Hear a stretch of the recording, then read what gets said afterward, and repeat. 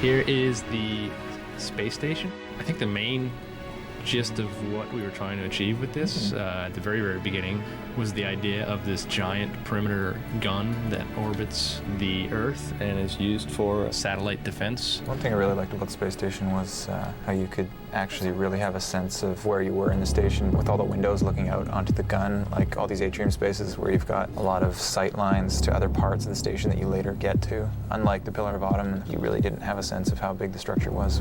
That leads us onto Old Mombasa. We had a lot of destruction present in this to really try to set the mood of the Earth being under attack. It was sort of an inspiration of what would an old ethnic neighborhood look like in the future. So a lot of stuff has been retrofitted with wires, and it was a nice way to transitions into the newer architecture, which you eventually get to after you play through the beach and the tunnels and all that. And you eventually end up over what we call New Mombasa. A lot of the look and feel of the city was based on either concepts that were painted or from actual photographs of the current city of Mombasa that exists in Kenya. And so that's why it seems familiar. At the same time, we've tried to add as simply as possible signs of 500 years of human advance. It sort of still harkens to the arcology concept that Chris Lee was working on a long time ago for the E3. You'll see a lot of architecture here, like this large bridge. There's some highway sections, and then the new city. And the reason why the arcology was replaced is because it was such a massive structure that you really felt like you were just in a gray metal canyon and not in a living city, nearly as much as the new level. So hopefully it was a change for the better.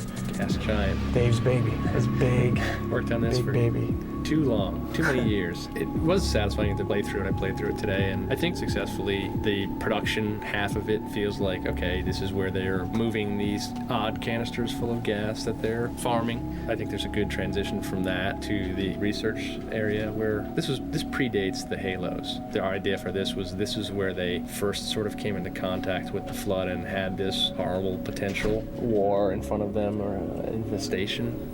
Okay, here we go. Sentinel Wall. This is where things start to cook up story-wise. This wall was built by the Forerunners to keep the flood quarantined into a specific area on Delta Halo.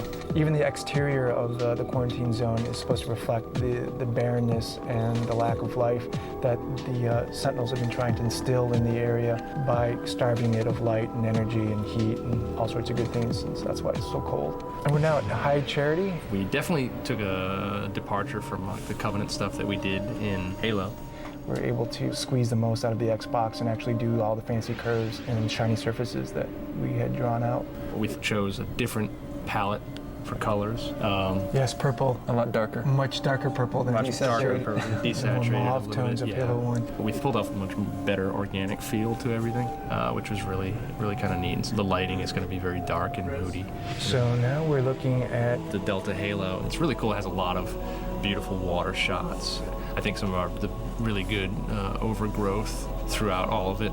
Yeah, we definitely put a lot more attention onto making Forerunner structures look like they've actually aged. First game, they were pretty spick and span. It's somewhat reminiscent of the first control room in terms of its sort of the ziggurat structure that Chris Barrett did in Halo 1. We wanted to relate to that in the spherical room shape, or the control room shape, but unearthed it a lot more. I think this is really where we hit our stride, because the sheer scope and scale of all these levels, Yeah, they're huge. They're huge.